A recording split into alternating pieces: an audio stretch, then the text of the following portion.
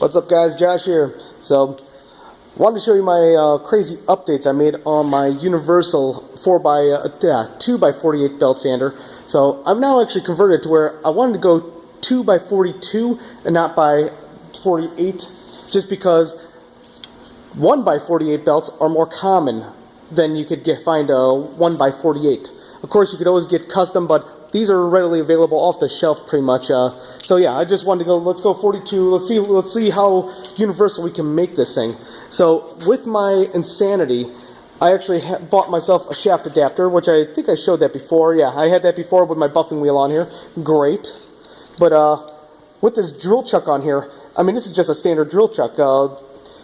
Hook this thing on. I could hook on anything I possibly want with this. Yeah, this is actually a Dremel bit. So I could hook on Dremel bits. I could hook up rotary files. If you really want to do something bad and hurt yourself, put a drill bit in there and try to put... Oh, no, don't do that. Yeah, whatever you do not use this for an actual drill. Just don't do that. But, yeah, pop this guy out, of course. I got all this stuff loose just so I could show you guys, because I'm working camera with one hand here. That just unscrews. That is a 1/2-inch thread, fine thread, and it's standard. So this is not reverse thread or anything. Problem is that when as this thing's running, if you don't double nut this, or I'm basically using my chuck as a double nut, this thing can unscrew itself. So that's why it is very important to double nut this thing, otherwise it will come loose. But yeah, this is all standard hardware here. So this flap wheel, I mean, you can stick anything you want on there, but I did have to make shaft adapters, stuff like that. But yeah, this is actually just a standard heavy duty 5/8 shaft adapter for a buffing wheel. Yeah, this one I actually bought from McMaster Car. I've seen a lot of other ones that were zinc and very light duty, but this one I was very impressed with just because it's nice steel. All right, next thing I changed out on this.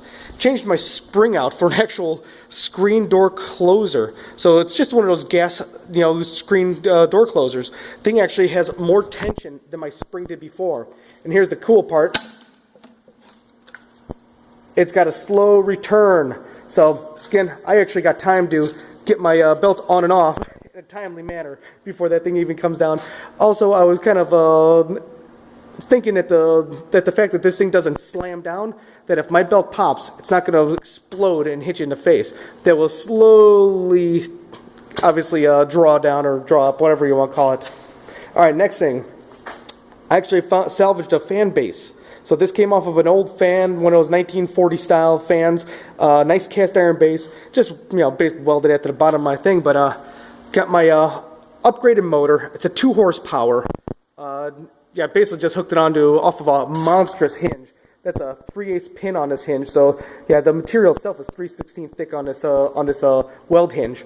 Yeah, I actually bolted it on here, but welded it onto there, just because again I wanted to be able to adjust it if I had to. Of course, if I needed to slot it for adjustment.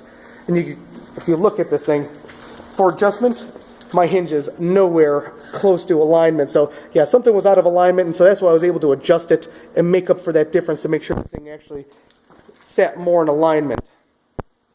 So I mounted my switch down to the bottom. Let's make sure I'm not going to get hit in the face with anything if I kick this thing on. So all my speeds are exactly the same as before.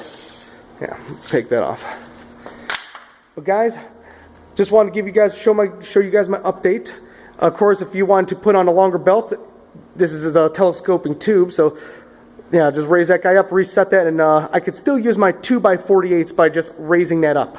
I could go 2x72 if I actually extended that and I have it almost like that huge grizzly one. My tube here, I wasn't happy with my plating. That thing was a little out of alignment, so I'm going to have to go back to the drawing board, re-engineer another one just to get it a little bit more accurate. But guys, thank you very much for watching. If you have any questions, please ask. Please don't forget to give me a thumbs up if this was helpful. It really helps my ranking, helps the channel a lot. Thanks a lot, guys.